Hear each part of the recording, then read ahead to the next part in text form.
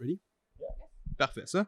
Bonjour à tous, bienvenue sur le Momentum Show. Aujourd'hui, j'ai l'immense plaisir d'avoir voyagé à l'Escadron, à Mascouche, pour être avec Matt et Mel. On est ici en ce moment, on est dans ton gym, Matt, l'Escadron. On a parlé, enfin, on va vous présenter rapidement avant d'y aller. Mel, t'es coach ici à l'Escadron, puis à CrossFit Saint-Jérôme, moi aussi. Puis t'as un background en gymnastique, si je me trompe pas. C'est ça. Fait que c'est la première affaire. Matt, propriétaire de l'Escadron.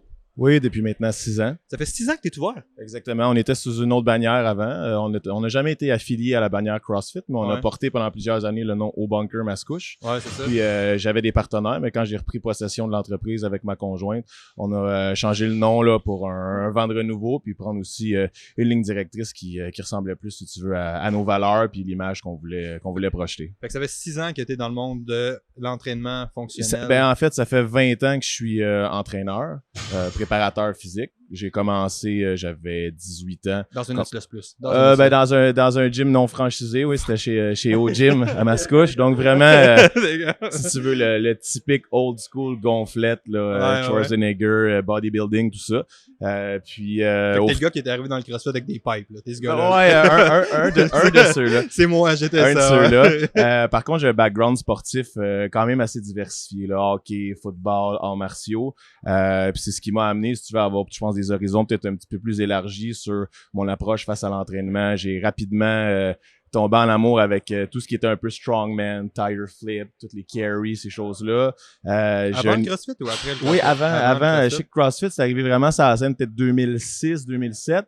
Avant ça, j'avais déjà pris, par exemple, des certifications pour l'utilisation des kettlebells, des choses comme ça. Puis c'est un de mes anciens partenaires qui, lui, m'a vraiment, si tu veux, introduit à la bannière puis la méthodologie CrossFit. Puis quand on a ouvert, on n'a pas adhéré à la bannière juste pour des raisons, en fait.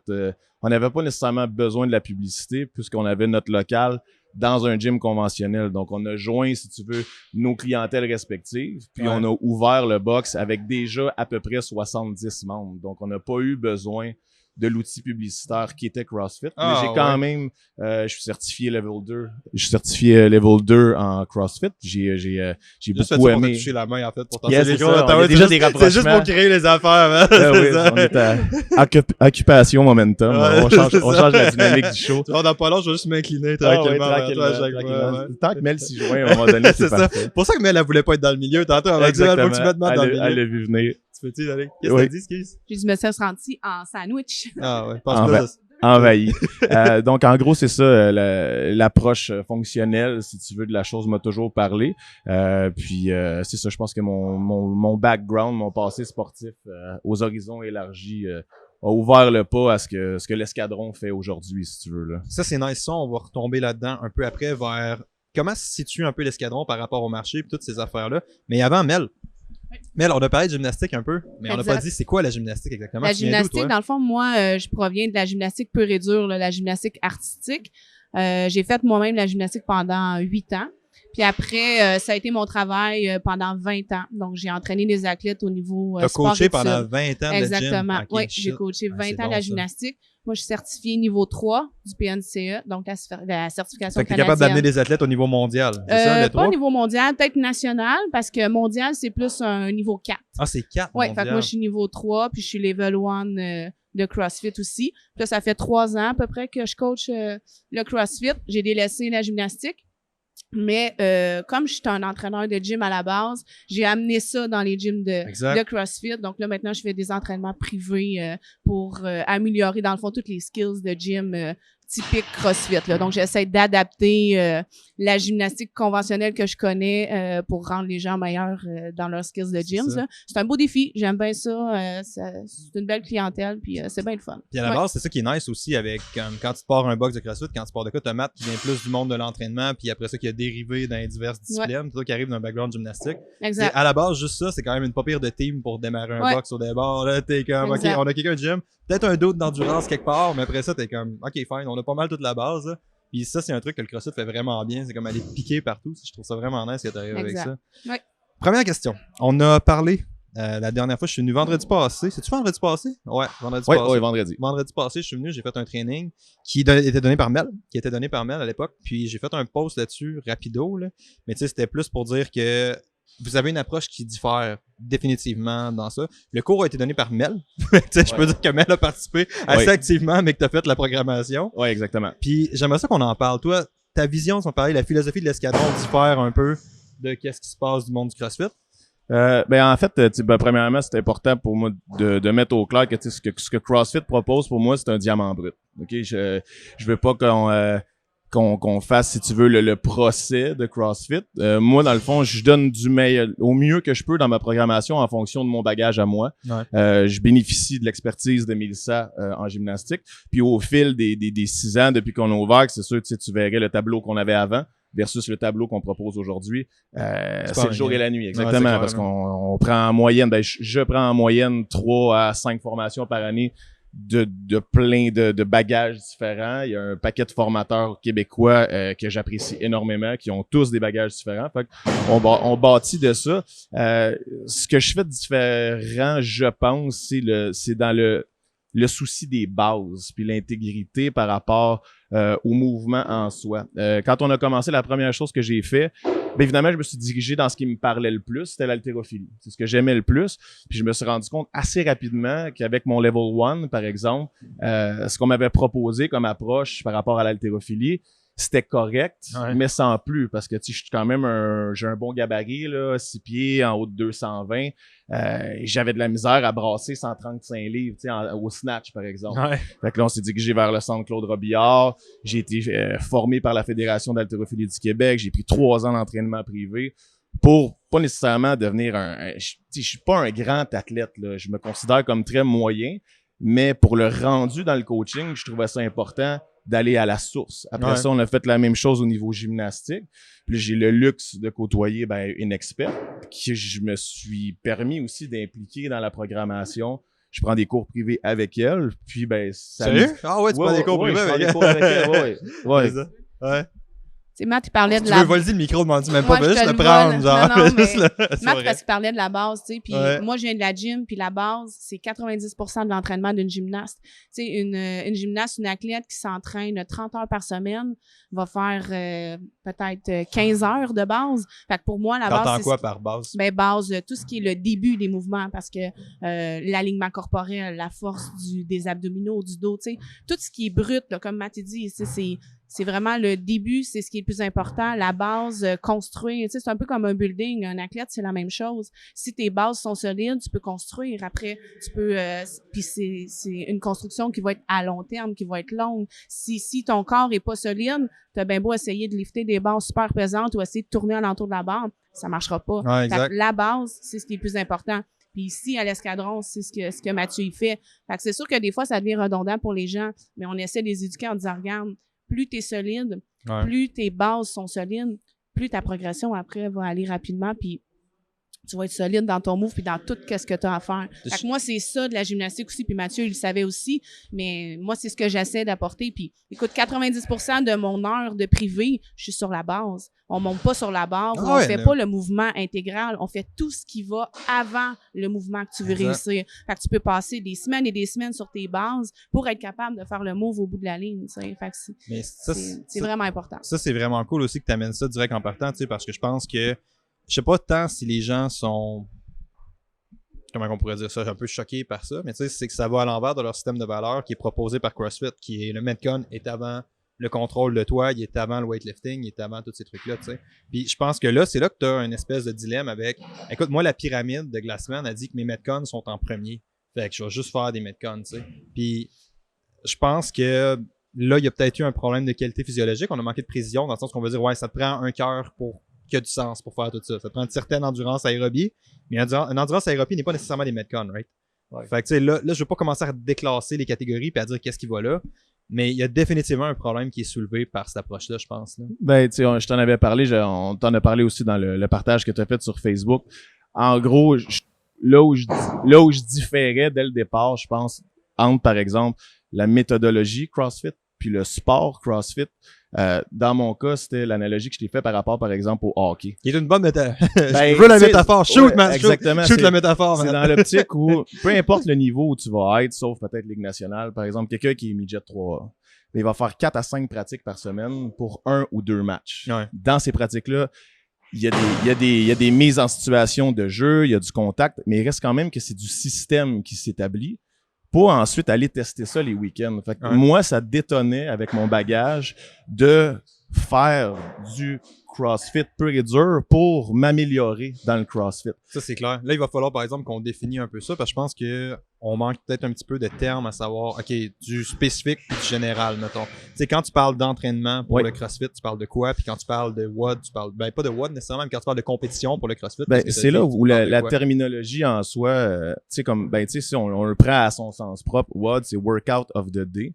Puis je pense que ce qui a peut-être été moins bien véhiculé, c'est l'intensité associée au workout of the day. Tu sais, ça se peut que ton workout de la journée soit strictement musculaire, basé sur des isolations, puis que c'est voulu dans la programmation comme soit un repos actif ou, si tu veux, l'étape précédente, ce qui va suivre comme workout le lendemain. Là, tu sais, je suis conscient que c'est pas tous les gens qui ont le luxe de s'entraîner tous les jours, mais il reste quand même que si tu programmes de cette façon-là, puis que la majorité de tes membres sont présents assez souvent dans la semaine, c'est ce que tu tiens en tant que, si tu veux, que propriétaire ou que coach, c'est pas une boucherie, là, dans le fond. Tu veux pas achever tes membres à chaque jour. Tu veux leur permettre de se développer.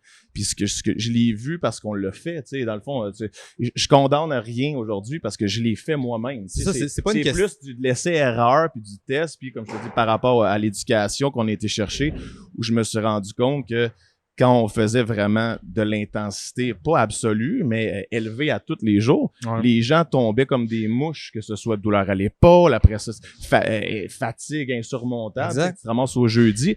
Puis, est-ce que c'est vraiment ça que tu veux dans l'optique où, oui, je comprends, tu sais, je suis extrêmement conscient que c'est ça qui est le fun. D'aller au bout de ce que tu as à donner en termes d'énergie. C'est un exutoire, ça fait du bien, t'as l'endorphine qui kick après. Mais à un moment donné, à faire ça tous les jours, t'engendres l'effet inverse. Puis assez rapidement, surtout nous, on est mi-trentaine, on approche même quarantaine. Dans l'optique où tu as un box où la moyenne d'âge est jeune, ils vont l'encaisser plus longtemps, mais on est très conscient aussi. Il y a une différence entre plus longtemps puis ils vont l'encaisser. Ouais, c'est comme exactement. Rendu là, tu vas juste repousser l'inévitable. Là, tu vas juste brûler la flamme plus longtemps. Exactement. Donc, ta chandelle, là. C'est ça. C'est là où je te dis, où j'ai voulu vraiment l'adresser comme un sport, puis ben ma méthode qui si tu veux un melting pot, là, un fondu là, de tout ce que je sais. Je réinvente rien, c'est juste que je priorise, comme on le disait tantôt, la base pour chacun des volets. Donc c'est l'haltérophilie, la gymnastique, le conditionnement métabolique, puis la dynamophilie. J'essaie de créer des vagues d'intensité là-dedans qui amènent les gens à certains pics de performance, puis en gardant ça le plus diversifié possible pour pas faire, par exemple, un 8 semaines où il y a seulement de la dynamophilie. Parce que ce qui était le cas avant. Ça devient avant, redondant. on enchaîner les chaînes, les phases. Tu sais, dans le fond, c'est toujours le biaisé entre ce que je juge qui est vraiment bénéfique ou à propos pour mes membres, puis ce qu'ils ont envie de faire. Fait que là, c'est de trouver le juste milieu ou le partage où eux se reconnaissent dans ce qu'ils venaient chercher ici, puisque moi, je suis fier de leur proposer dans une limite où je sais où ils se blesseront pas, ils vont évoluer, ils vont partir d'ici avec le sentiment du devoir accompli, puis que nous, en tant que coach, ben on est fiers de les accompagner là-dedans. T'sais. Ouais. Puis c'est comme Mel a dit tantôt aussi, ça, je pense que c'est important de le dire aussi dans le sens que c'est pas une question d'arriver avec un modèle à côté pour faire CrossFit, c'est de la merde, fuck le système. C'est une question d'arriver puis faire, OK, fine, il y a un problème. Comment est-ce que le problème peut être attaqué ou optimisé, tu sais, je pense. Tu sais, dans le fond, ce qu'on vise, c'est la longévité. Tu sais, moi, j'ai 40 ans, Matt, il est presque rendu là. Moi, je veux m'entraîner encore pour 20 ans. Fait que si je fais du rentre-dedans à tous les jours, j'y arriverai pas. Toi, t'as 40 ans? Moi, j'ai 40 ans. OK. Hein? Oh mon Dieu, ouais. c'est ça, oui, j'ai comme juste vieille, c'est ça. Mais c'est vrai, puis tu sais, le pourquoi je vais survivre, c'est parce que je vais faire attention à comment je m'entraîne, parce que mes choses vont être planifiées, parce que je vais écouter mon corps, parce que je vais retourner à mes bases, parce que je vais faire mes mouvements de la bonne façon, de la bonne technique pour éviter les blessures. Parce que plus tu vieillis en plus, plus tu as besoin de récupérer. Fait que c'est sûr que si tu fais un rentre-dedans pendant 5 jours, moi, je tiens 2 semaines, après ça, c'est fini, là. Après ça, j'ai besoin d'un mois pour revenir. En plus, je vais m'être sûrement blessée. Fait que c'est plus cette mentalité-là. Pas de pas pousser la machine, pas de se déstabiliser, pas de sortir de notre zone de confort, pas du tout, mais faire attention à ce qu'on fait pour pouvoir s'entraîner encore longtemps. Mettons, là, je m'entraîne encore. J'en vois, moi, des fois, des petits messieurs de 65 ans, là. Ben, moi, ça m'impressionne, puis je veux me rendre là aussi. Mais je peux pas me rendre là en prenant n'importe quel chemin. Il faut que ma pyramide elle soit construite comme il faut pour être capable de me rendre en haut. T'sais. Puis, je pense que c'est plus ça. Ouais, puis t'as bien raison d'amener ça. C'est vraiment important que. Là, on tombe dans une discussion branding. Là. Je veux dire, c'est cool de crier genre boss de house, puis tu sais. C'était quoi le branding de CrossFit au début? C'était comme un warm-up is your training, quelque chose comme ça. Tu sais, c'est très hardcore, mais ça reste pas soutenable, right? Puis c'est un peu le chemin de bataille. Exactement. Genre. Puis, tu sais, je pense que ton mandat, je pense en tant que préparateur physique ou comme je suis propriétaire de boxe. T'allais me dire podcasteur. Ton mandat non, mais tu sais, at large, je sais pas c'est quoi mon mandat. Pour les gens qui véhiculent ce message-là, je pense que c'est juste d'établir une distinction claire entre une méthodologie puis un sport. Ouais. Puis je pense que c'est là où je comprends un peu le retrait là par rapport par exemple à Glassman qui est en train de tourner tout ça sur un 180 degrés parce que c'est comme je te dis, moi je considère que CrossFit c'est un diamant brut pour toute la communauté de l'entraînement en général. Ce que ça a fait, c'est exceptionnel. Il y a un paquet de disciplines qui ont été remis sur la sellette. Tu sais que je te parlais d'haltérophilie tantôt. On allait au centre tour de Robillard, là, comme je te dis, il y a 5 ou 6 ans à peine. On était 4 dans le deuxième sous-sol en bas avec des jeunes ados qui probablement un peu mis de côté parce que c'était un sport qui était pas tant respecté, si tu veux, qui a été mis de côté au fil des années. C'était underground. Exactement, là. Très underground. Puis maintenant, ils refusent des gens parce qu'ils ont plus de place pour coacher. Gymnastique, c'est la même chose. Donc, ça a remis à l'avant-plan, si tu veux, le sport pour la beauté que ça a.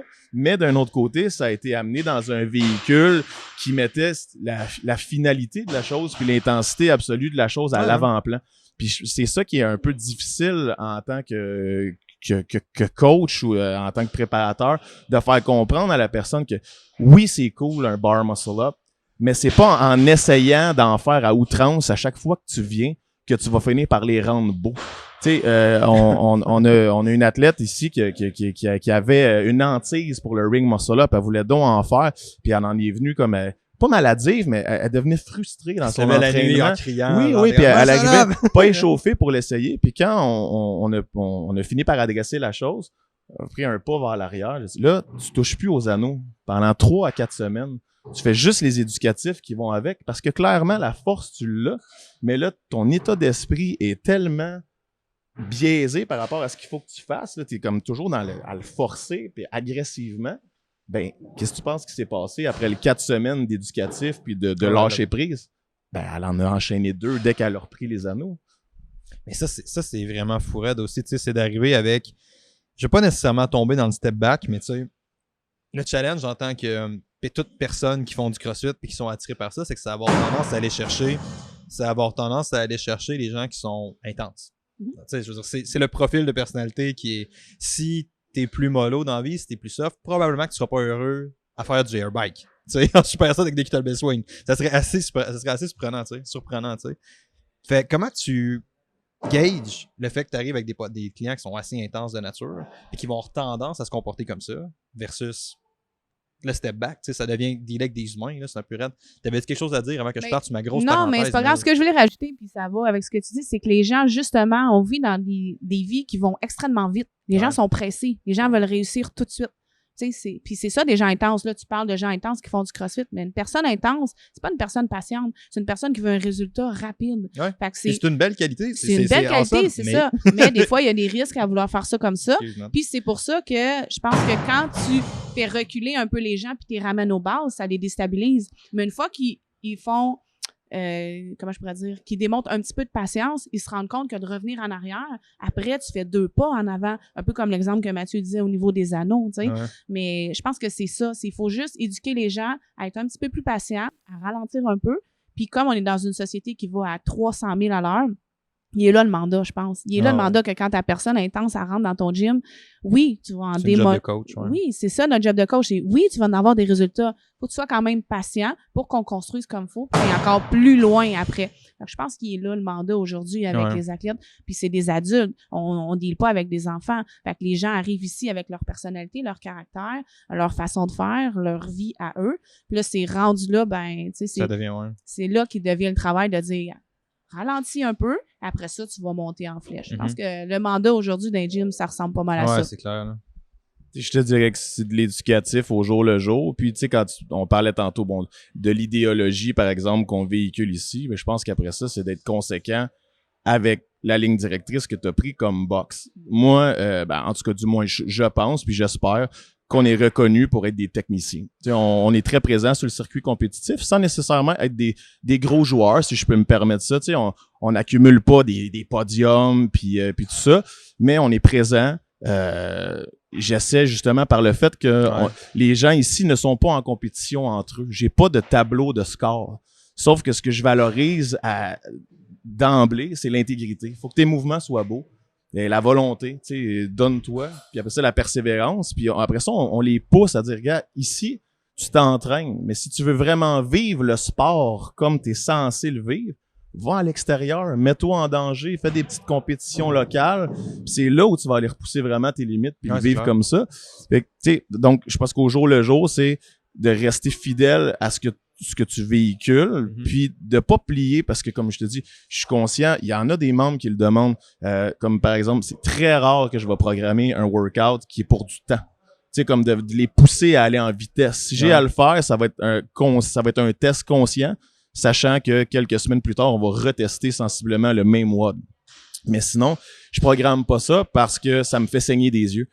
Je le vois, si tu veux, l'effervescence que ça crée, puis c'est beau. Parce qu'on le vit là, en tant que coach, tu sais, dans une salle, tu as 10 personnes qui se poussent à fond, qui veulent toutes se dépasser un peu. C'est cool, là, je t'en parle, puis le poil peut me lever ses bras. On le vit avec eux. Mais au quotidien, ce que ça fait pour moi, c'est que les gens vont dénaturer involontairement les mouvements.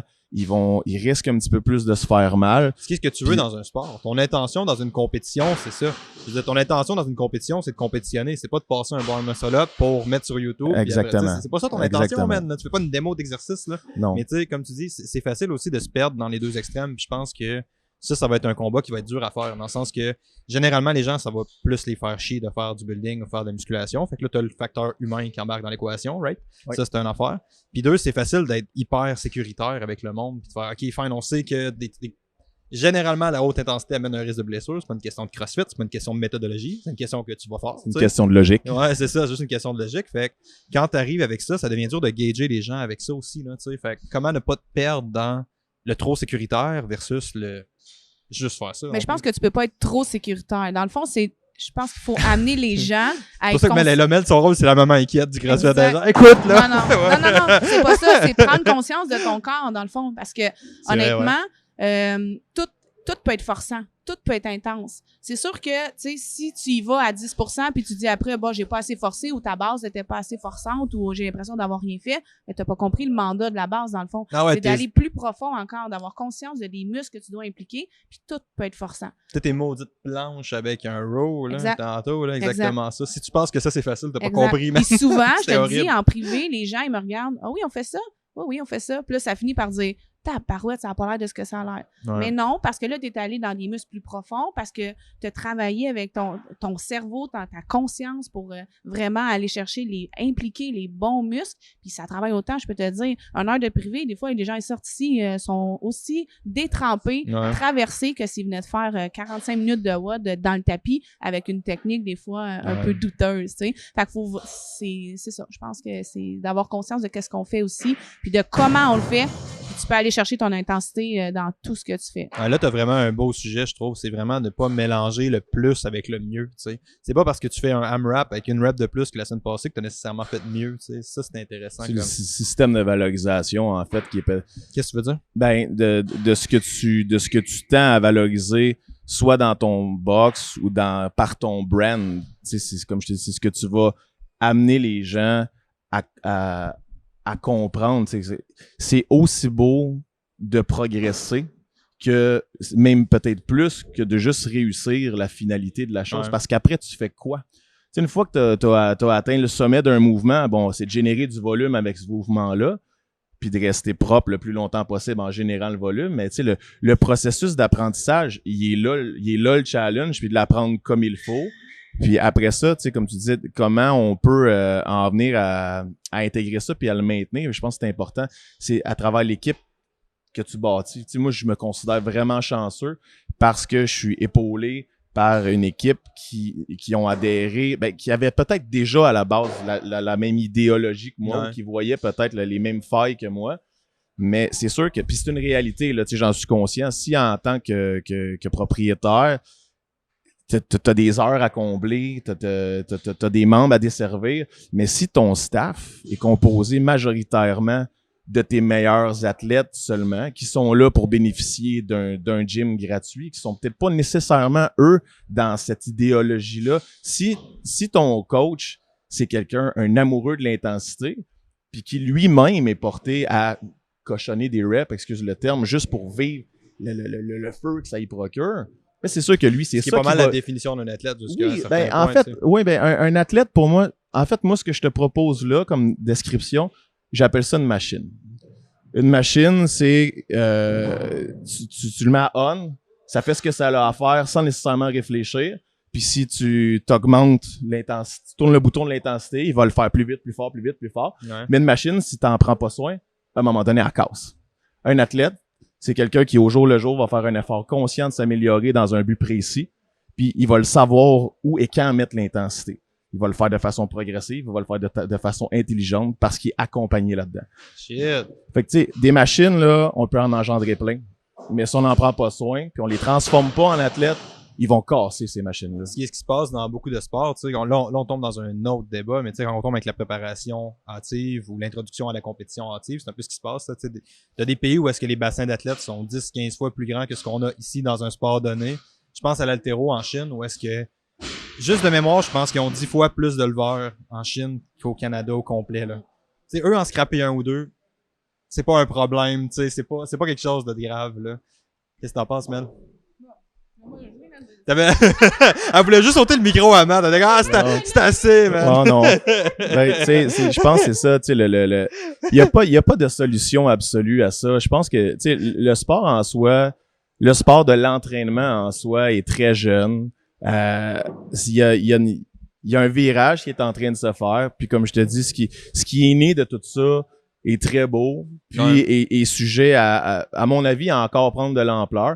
Mais, rendu là, ça sera plus survival of the fittest. C'est pas les plus aguerris qui vont survivre. Je pense que ça va être survival of the wisest. Ça va être les plus sages qui vont avancer là-dedans parce que justement, eux vont avoir engendré une base d'athlètes qui, quand ton noyau est athlétique et réfléchi, quand quelqu'un, un nouveau, puis entre dans une dynamique où les gens sont plus posés, sont plus axés sur la qualité, ben t'as pas le choix de te fondre à cette masse-là. Ouais. Tu rentres dans ce moule-là, puis tu t'es bâti avec lui. Si à l'inverse, ce que t'as nourri puis ce que t'as bâti, c'est une base de machine, ben toutes les fois que tu rentres quelqu'un dans ce collimateur-là, ben lui, ce qu'il prend pour acquis, c'est que c'est comme ça qu'il faut le faire, tu comprends? Fait que, tu sais, ce qui va se passer, j'espère du moins, c'est que les gens vont continuer à s'éduquer. On voit de plus en plus de gens dans des formations plus atypiques, si tu veux, qui sont pas justement juste le brand en soi qui est proposé, des coachs qui vont aller chercher des formations dans l'approche peut-être plus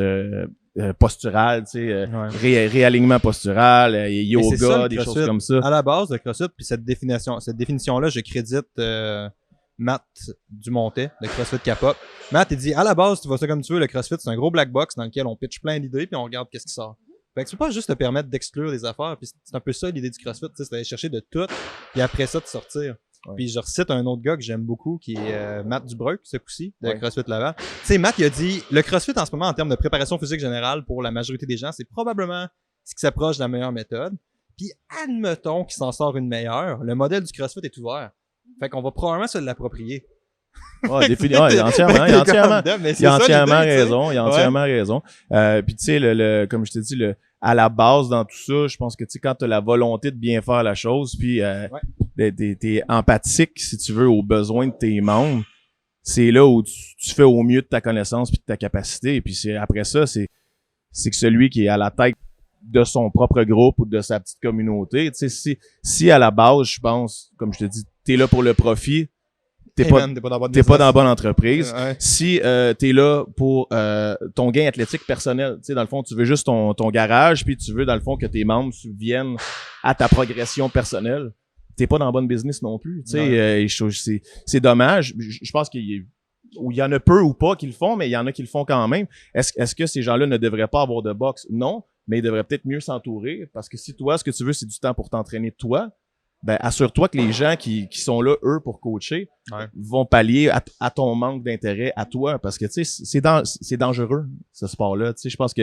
j'ai pas de statistiques exactes, mais n'empêche, ça a été comparé souvent au football. Tu sais, t'as à peu près le même taux de blessures que le football. Fait que c'est ce que tu veux pas engendrer à la base, là. Pas chez du monsieur, madame, tout le monde. En tout cas, chez des athlètes qui se rentrent dedans, c'est une autre conversation. C'est exactement ce que j'allais dire. Tu sais, la réalité des CrossFit ou des centres fonctionnels, c'est le monsieur, madame, tout le monde. Fait que la dame de 40 ans, de 50, de 60, faut qu'elle soit capable de faire ce qui est proposé au tableau. Il faut qu'elle se sente valorisée par ça aussi. Si ton WOD au tableau, il est trop dur juste quand elle le lit, ou ben pour elle, c'est non accessible, ben, elle prendra pas de plaisir, puis elle reviendra pas, puis elle va aller dans un gym conventionnel ou elle va se prendre un entraîneur privé.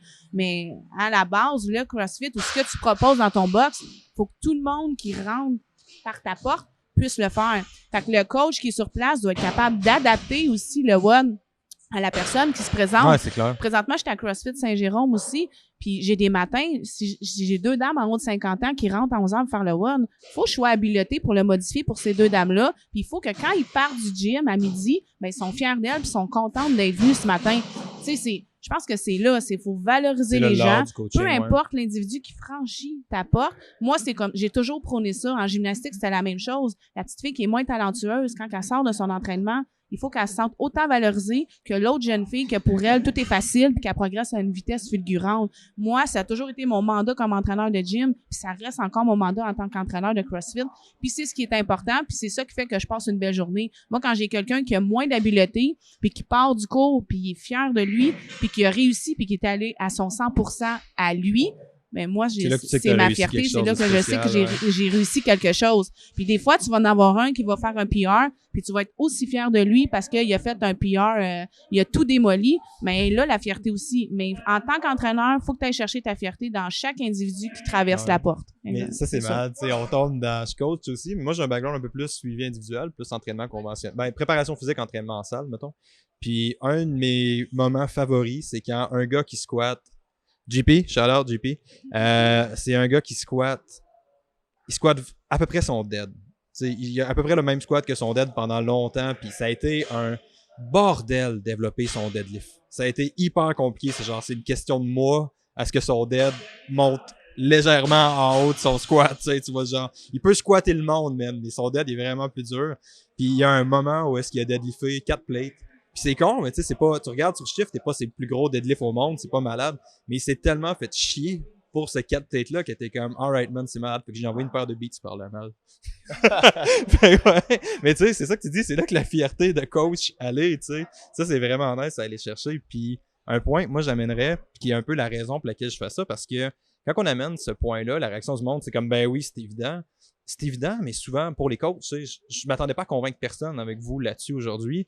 Mais c'est les athlètes qui ont le mindset qui est dur à rentrer, puis c'est répéter le message, mettre le message dans un nom différent pour que les gens pas comprennent ça, mais intègrent ça, je pense. C'est ça qui le challenge un peu. Là. Comme je te disais aussi, dans l'optique où faire la juste part entre ce qui est plaisant puis ce qui doit être fait, il est là aussi le défi plus en tant qu'entrepreneur. Parce que comme je disais, tu sais, moi, j'ai la chance d'en vivre parce que ça fait longtemps que je fais ça. Ça fait longtemps que je coach dans la même ville, à Mascouche. Donc là, tu sais, tranquillement, bon, il y a pas une réputation, mais il y a un nom qui se crée.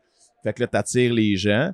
Mais il reste quand même, comme je te dis, une fois que les gens sont entrés, tu veux pas nécessairement qu'ils s'en aillent non plus. Tu sais, moi, tu veux pas qu'ils s'en aillent. Non, mais non, c'est exactement, mais parce que bon, ben, tu sais, ça reste quand même, bon, le côté que j'aime moins, moi, ça reste une entreprise. Je suis un gars de cœur, je suis proche de tous mes membres, mais ça reste une entreprise. Puis, comme je te dis, c'est là où il y a le défi, tu sais, quand ça fait, mettons, toi, tu restes à l'extérieur, tu viens essayer ici, ça fait 3 ans que t'es habitué à ce que, par exemple, un échauffement pour toi, c'est des doubles sauts à la corde, des wall balls puis du rameur. Mais comme on disait tantôt, moi, là, j'ai 38 ans, j'ai joué au football, toutes mes articulations, malheureusement, me font souffrir, tu comprends? Fait que si tu me fais commencer avec un 3 rounds de wall ball, rameur, double under, je suis pas en train de m'échauffer, là. Je suis déjà en train de m'épuiser en vue de ce qui s'en vient. Mais je le sais d'un autre côté aussi que c'est le fun de faire ça. J'aime ça, faire ça. Mais il faut juste que je sois plus préparé à faire ça. Puis c'est là où, comme tu dis, le mandat devient difficile, puis il faut tellement que tu sois conséquent, puis il faut pas que tu lâches prise sur ton message, ce que tu véhicules. Puis oui, on va en faire un Metcon, mais il va être jeudi, puis quand on va le faire jeudi, ouvler les valves, tu vas être prête, tu te feras pas mal. C'est la nuance entre infliger ou faire subir quelque chose à quelqu'un, puis vivre une expérience de WOD. Tu sais, j'ai, comme je te dis, je suis assez fier des gens que j'envoie en compétition parce que ils sont assez bien structurés puis chapeautés pour aller faire les WOD, pas survivre aux WOD qui sont proposés. Puis, tu sais, on gagnerait aussi, ça, c'est une autre parenthèse. Ça va être dur à fédérer comme sport, mais à un moment donné, il va falloir qu'il y ait des standards assez clairs parce que, tu sais, comme je te dis, on se promène quand même, ben pas partout à travers le Québec, mais on se promène beaucoup. Puis, tu sais, les fameux, débutants, intermédiaires, puis élites, débutant à Trois-Rivières, c'est pas la même chose que débutant à Verdun, puis c'est pas la même chose. À un moment donné, j'envoie qui, où? Puis dans le processus de valorisation que Mel expliquait, si par mégarde, j'envoie mon athlète dans un niveau trop élevé pour lui en demande technique ou en demande de force, il revient de sa compétition, il est complètement démoli psychologiquement. Puis si à l'inverse, je l'envoie dans quelque chose qui est trop facile pour lui, ben là, il y a un sentiment d'accomplissement beaucoup trop élevé pour ce qu'il a vécu. Puis là, il arrive ici, puis là, il se prend pour Superman.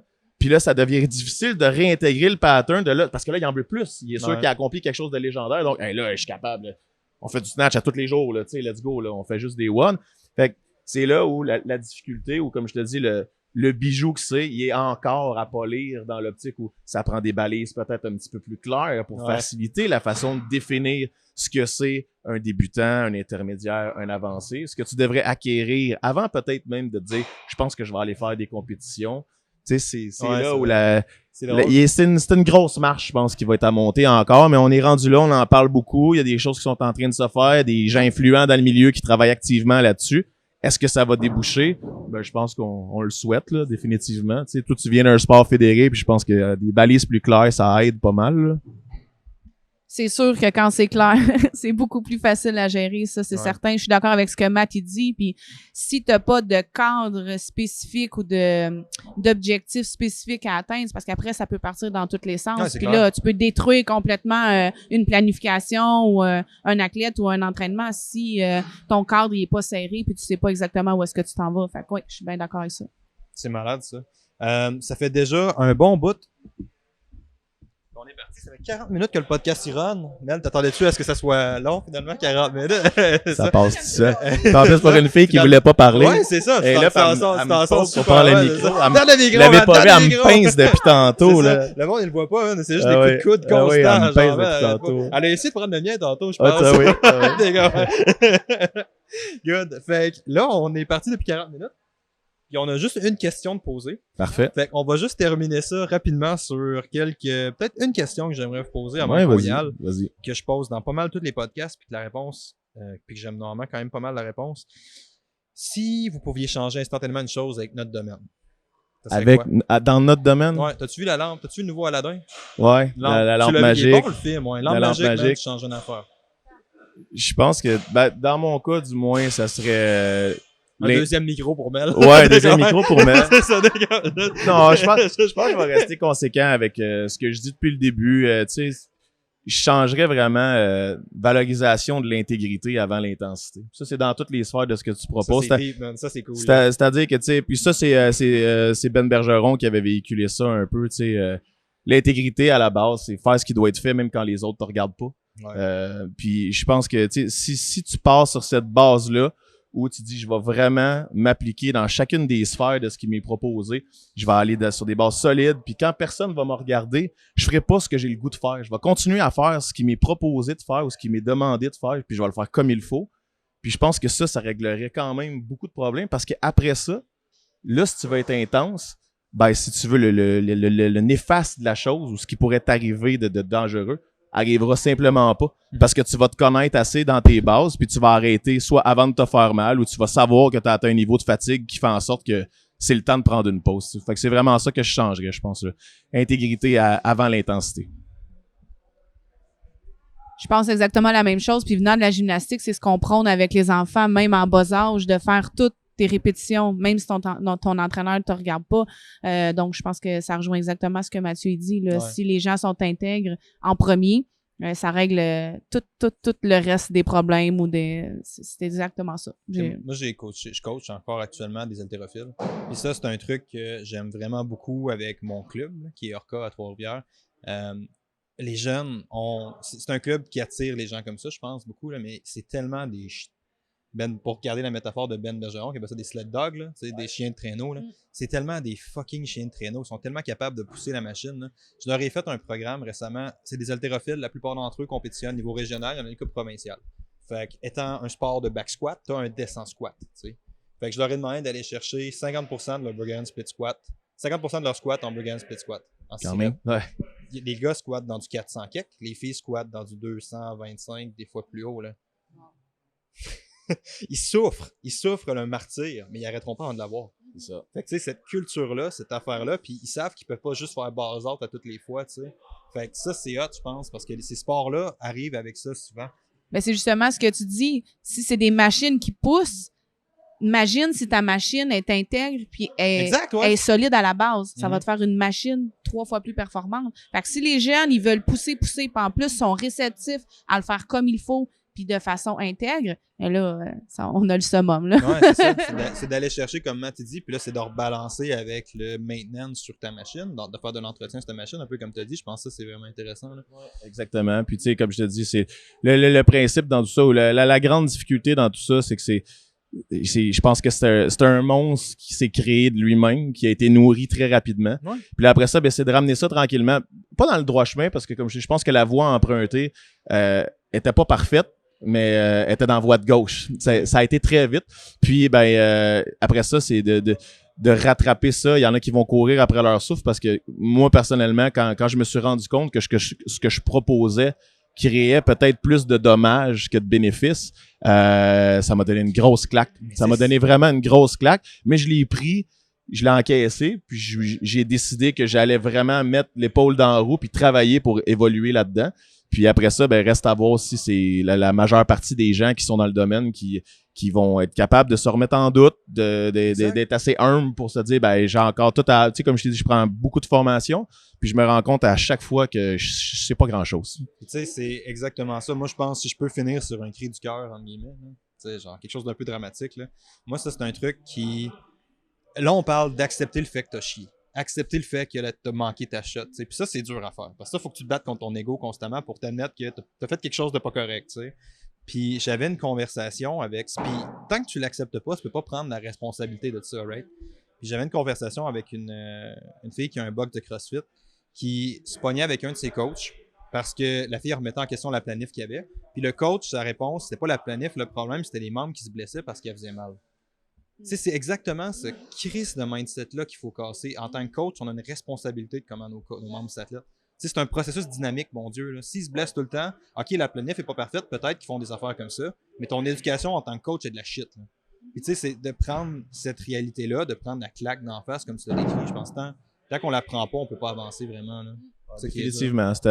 C'était nous autres, en tant que professionnels, de s'adapter en fait aux gens qui viennent vers nous. Comme j'ai dit, nous en tant que coach, puis moi en tant que propriétaire, bon, je suis mi-trentaine, donc ma moyenne de membres, si la moyenne d'âge est très 30 ans en montant, évidemment je changerais pas nécessairement ma planif si c'était tout du 20 ans, mais il reste quand même que c'est une réalité.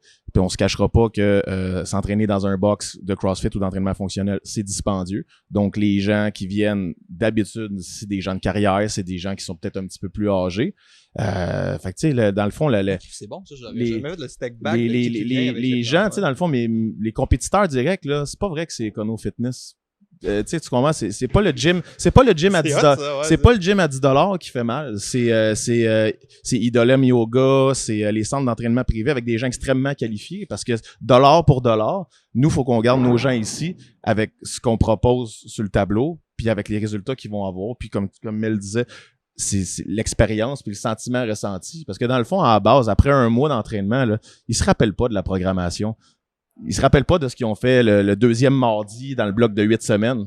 Moi, je le sais parce que c'est moi qui l'ai programmé. Mais eux, ce qu'ils se rappellent, c'est le sentiment vécu à travers le processus. Puis un peu la finalité. Si on finit par... si j'ai dit que l'objectif, c'était d'optimiser leur squat, mais s'ils ont augmenté leur squat de 15 livres, puis ils mettent ça sur leur Instagram, puis sont contents, le but visé a été atteint. Mais rendu là, comme je te dis, la responsabilité en soi, en tant que coach ou en tant que propriétaire, ben comme je te dis, à mon avis toujours, c'est de t'assurer que ce qui se passe chez toi, c'est fait sur une base d'intégrité absolue. Puis le reste, après, comme elle disait, on gère des adultes, il y a des choses qui leur appartiennent entièrement.